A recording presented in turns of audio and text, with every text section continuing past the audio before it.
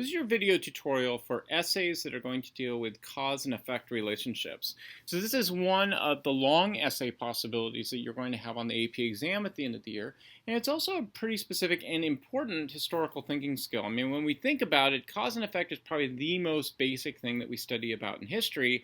And it's the one that's most familiar to us and probably the one that we feel most comfortable with. Now, there's not really just one type of essay here. Cause and effect actually deals with multiple types of essays. The most basic one is what we're dealing with right now, cause and effect. But there are other possibilities as well. We can talk about, for example, changes and continuities. Those of you guys who have taken AP World History know about this, where you analyze the changes that have happened, but what's remained the same within time periods. There's also another type of cause and effect essay called periodization essays, where you talk about the major turning impacts or turning effects within history. So we have a number of different possibilities of how we're going to approach these essays, but there is sort of an overall format that we need to look at for cause and effect essays. So the elements overall for the cause and effect are going to include the following. You're going to have a thesis statement that will address changes. You need to make sure you provide evidence, and what I would suggest that you do for this is provide 5 pieces of concrete support for the arguments. In fact, in order to get a top grade on the essay for my class, and this is leading up for the AP essay, you're going to be required to have 5 or more strong pieces of evidence in order to get that top grade. And then last up, analysis, where you're going to tell me the reasons why these changes or the continuities or the effects or the consequences are taking place. So let's start off with the thesis. So when you start off a thesis, you're going to provide 2 to 3 sentences and treat that as an introductory paragraph. Now this is probably an area that you're going to get a little bit confused on. I'm sure in your English classes you've been taught to set up your paragraph with context, a hook sentence, and then jump into your thesis. That is sort of going to be true for one of the other types of essays that we're going to do called a DBQ or a document-based essay, but for the long essay you want to jump straight into your thesis statement. So I want you to treat the thesis statement like a separate paragraph. You need to indent it, you need to make it separate from the body paragraphs, but your thesis statement is only going to be 2 to 3 sentences. This is not a full-length paragraph. There's no reason to provide a hook sentence, no reason to provide context yet. And the reason why is this: you have a different grader than you're going to have for your English classes. The grader here is the national AP test grader at the end of the year. They're going to be looking for a thesis statement, so we want to get directly to that and really spotlight that and make that very specific for them as quickly as possible. So you want to provide 1 sentence of the overall change, 1 sentence that's going to tie back to the prompt and really state the significance, and you want to make sure that overlapping in this is a because statement or a reason why the change is taking place. So let's take a look at a couple thesis examples. I'm going to show you one poor example and then one really good example. So first up on the poor example, America changed during the 1970s in many political, economic, and social ways. However, it remained the same on global leadership issues. So here we have a thesis that's addressing sort of like a change in continuity type of argument.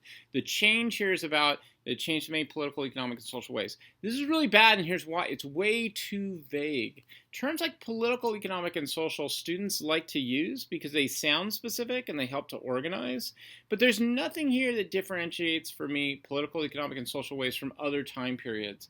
You can use these terms, but they need to be modified. They need to be given some kind of adjective. Now, I would suggest staying away from these terms, trying to use more specific terms. If you want to use them, that's fine. They have to be modified. Let's look at the second sentence here. However, it remained the same on global leadership issues. Well, again, global leadership issues is really vague. It doesn't tell me how it remained the same in that way, what's the reason for this, how you're defining global leadership issues. All this is just a very vague thesis statement. So what would be a better example? During the 1970s, the American economy saw a significant challenge to an active government intervention due to global competition and the rise of a conservative belief in minimal government. However, the American leadership continued to use the spread of capitalist markets as a method for weakening communist countries. Now notice here the specifics that I'm given in this. Okay, first of all, I'm told what the challenge was to, specifically active government intervention. I'm also given a specific as to what's the reason for this, the rise of a conservative belief in minimal government. And I'm told what the continuity was, but in specific terms. I'm told that there's a spread of capitalist markets, and the purpose for that was to challenge communist countries. Now, notice the specifics of this. They aren't factual, but at the same time, they're not vague kinds of arguments either. Notice that you can use 2 to 3 sentences. In this particular case, I'm only needing to use 2 sentences in order to make this argument. But notice the specifics of the argument that is being made, and that's what makes this so much better than the poor example. So you want to make sure that you address changes within your body paragraphs. And the way you do this is by making sure that in your topic sentences, you address changes. You should probably aim for about 2 to 3 body paragraphs. And you want to make sure that changes are made in the statements of arguments that must be specific. They've got to provide a because reason. So what we want to stay away from is just labeling that there were changes that took place. Rather, give me a change and tell me the reason for the change. So examples of change statements you're going to want to use in your topic sentences. Here's a poor example. American politics changed due to new problems in the economy. Okay, well, at least we have here a reason that's being given, but it's just a vague statement. Remember what we talked about not using vague categories like American politics versus the economy. We want to modify that. So here's a good example. The American government intervention was undermined by increased inflation and new ideas about minimal government. Notice I have a specific change that's taking place here. I have a reason for it, increased inflation, new ideas, and it's specific. It tells me what the new ideas were about, minimal government. Notice too that one of the things I think students get confused on a lot of times is, well, how am I supposed to be specific, not vague, but not be factual? Notice what I've given here. These are not really factual statements here. Increased inflation is more like a general category. New ideas, a general category. Minimal government, general category. But at the same time, it's specific enough to tell me where this argument is going. So in your body paragraphs, after you set up that topic sentence, the next thing we want to do is provide evidence. And you want to make sure each paragraph really needs to have concrete evidence. Now, what I have suggested is that you want to have a minimum of 5 pieces of evidence throughout the essay. If you want to get a top score in my class, you have to go beyond 5 pieces of evidence. So one way of getting there is to follow what's called the rule of 3. Here's what I mean by the rule of 3. Make sure each paragraph has about 3 specific examples. Now, in some ways, I should probably call this the guideline of 3. I'm not going to grade you down if one of your paragraphs has 2 pieces of evidence. However, if when I'm looking at your overall essay, you don't have more than 5 pieces of evidence, then you are going to get graded down. So if you're trying to aim for like 3 pieces of evidence in each body paragraph, you're going to go well beyond the 5 pieces of evidence. You're going to be fine with that. Make sure that your evidence is well described, and it ties back to the thesis statement. It's got to provide good analysis. When I sit down to grade your essay, you can have 5 pieces of evidence, you can have more than 5 pieces of evidence, but if they are not well described and if they don't provide a connection back to the thesis, you're going to start losing points. So how do we do analysis? Well, you want to make sure you provide a reason for the change, or if you have an essay that's a change in continuity, it's got to provide for change and continuity. Notice that this is not a description of the change. It's an explanation of why the change took place. I would suggest placing this as the last sentence of each body paragraph, although there obviously are a variety of ways of doing this. I'm sure you know in your English classes that when you provide a specific example, right after that you provide analysis. Some students are really good writers and they can actually weave that together. They can provide a description of the evidence and then they can also provide a significance of it. These are all possibilities for doing this. I would suggest you want to provide the analysis near the end of the paragraph because it helps to wrap up the paragraph, provide a transition into the next body paragraph, but you can provide it throughout the body paragraph, and that really provides for the depth of the arguments that you're making. So, some examples of analysis statements. So here's a really poor example. The American political system collapsed for many reasons. Now, one good thing about this statement is that it's not a description. It's actually aiming for the why did the collapse take place? Why did the change take place? But again, this goes back to what we talked about before. This is just really vague. Political system is not modified. Collapsed for many reasons. Well, what are these reasons you're talking about? Here's a good example that's much more specific. The American government intervention declined because business owners needed lower labor costs and consumers feared increased prices on goods. So what's my specifics on why government intervention changed so much? Well, there are 2 here, right? I'm told that businesses wanted lower labor costs. Consumers wanted lower prices on goods. So here I'm told, I'm not given a description, I'm told why the change took place in American government intervention, but the reasons why I'm given are very specific. They're not factual, but they're very specific. So last off, and this is probably one of the toughest skills that we're going to be learning this year, and it's called synthesis. You're going to find synthesis has to be done in every type of AP essay you're going to have to do. A synthesis, the basic idea behind it is trying to make connections between one time period to the next. So here's what I would suggest. Your synthesis should be in your concluding paragraph. So this is going to be where it's confusing. I know in your English classes, concluding paragraphs are about rewriting the thesis in new words, maybe restating the overall arguments you've given. It's going to be different in this class. You're not going to be doing that. In your concluding paragraph, you're going to make a connection. You're going to make a parallel between what we're talking about now in one time period towards another time period. So your concluding paragraph needs to make that connection. You do not have to have connections between both like changes in continuities or changes in consequences. You can choose one or the other. So like if you got a change for a time period and you want to make a parallel to a change in another time, it's fine. If you want to make a parallel between a continuity or a consequence to another time period consequence, that's fine as well. However, it's got to be direct. So here's how you get a synthesis, and this is where it's going to get a little confusing for a while, I think. You cannot just provide some kind of peripheral comparison. It's got to be a direct comparison that's very much fits to what you've been talking about in the essay to another time period. And you've got to provide a reason why. So just because you state something is similar is not enough. It's got to tell me why they are similar, and it's got to be significant. So some examples. So this is going to be an example of something we're going to be studying about later on in the year. The change in economics during the 1970s was similar to the era of the Great Depression when other economic issues were changing rapidly. Okay, here's why this is a poor example. So we got two different time periods. The Great Depression that happened in the 1930s and the economics of the 1970s. Okay, now there are some real good similarities here. But in this particular case, we're not told what they are. So this is a good example of where it's like you can't just say, here's a similarity. You've got to give a good reason why. So here the student says, change in economics during the 1970s, similar to the Great Depression because of economic issues. Well, that's way too vague. That's not telling me anything specific, and I really don't know what the significance of that is. But here is a good example. The change from an economic belief of government intervention to minimal government in the 1970s was similar to the change from laissez-faire economics to an active government in the 1930s. In both eras, the problems of prices and consumerism led to a new philosophy of government's relationship to the economy. Now, why is this a good synthesis? Okay, we have a few different things here. Two time periods, 1970s and 1930s, okay? We're told there was a similar change that took place, and the change here that's taking place is in government's relationship to the economy, and then we're given a reason.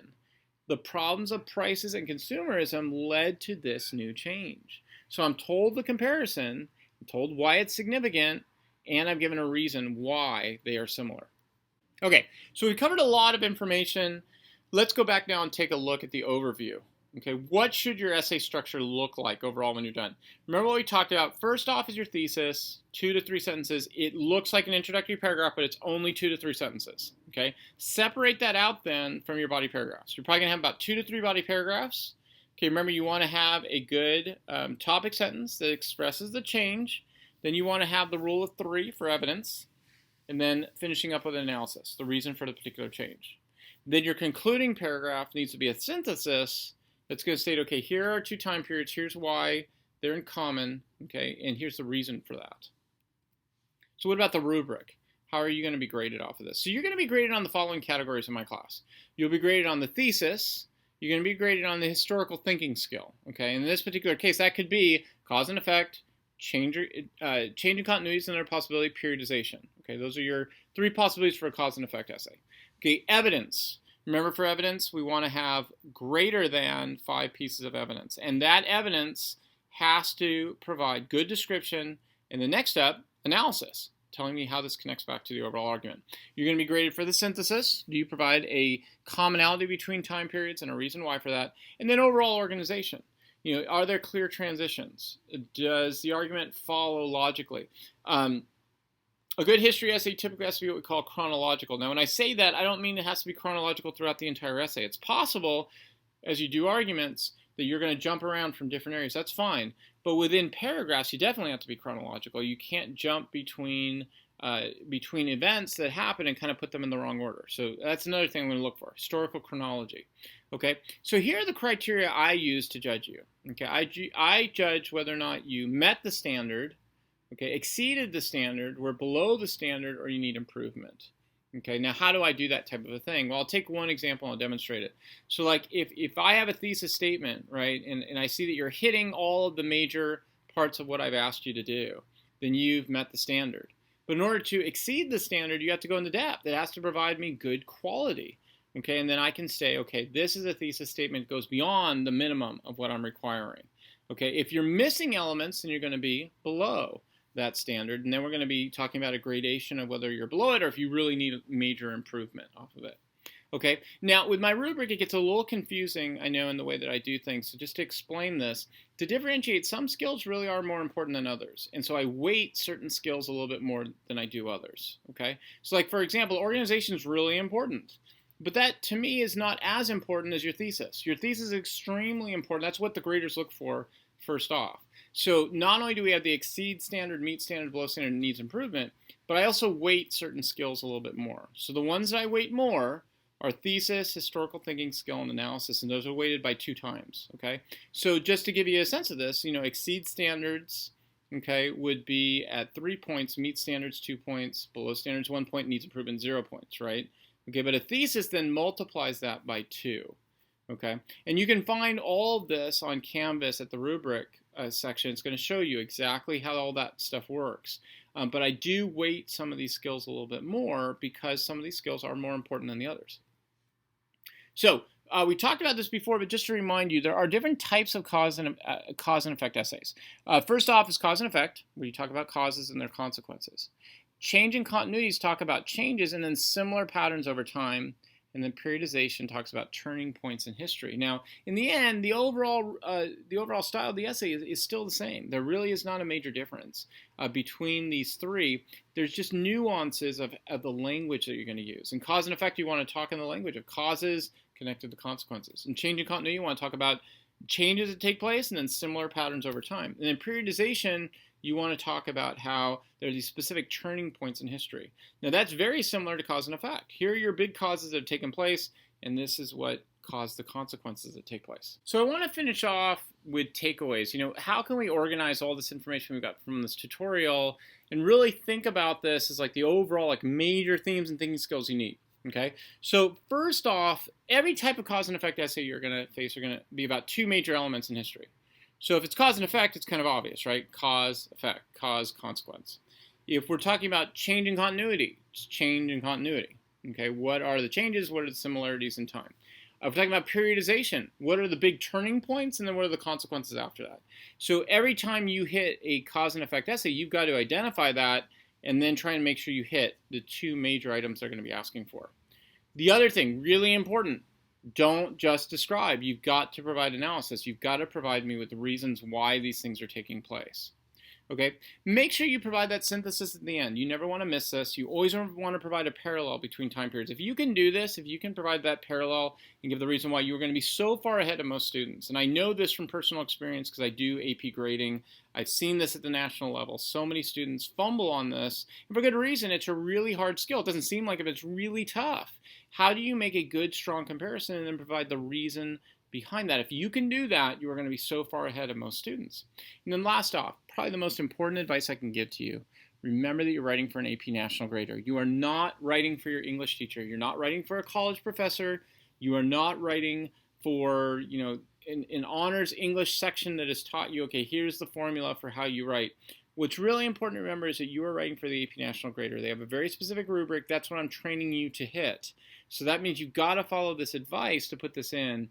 In the end, though, please just keep in mind, and this is going to be the case throughout the whole year, I'm giving you the elements of the rubric of how they're grading you. I'm grading you a little bit more than that. I'm grading you both for that, for the essay at the end of the year, and I'm grading you to become a good writer. And that means that you can hit all the standards that I'm asking for, and you can meet the standard, but to exceed the standard, you've got to go into depth. That's the qualitative element. That's the element where I'm going to be giving you advice all year long on how to make your arguments more in depth.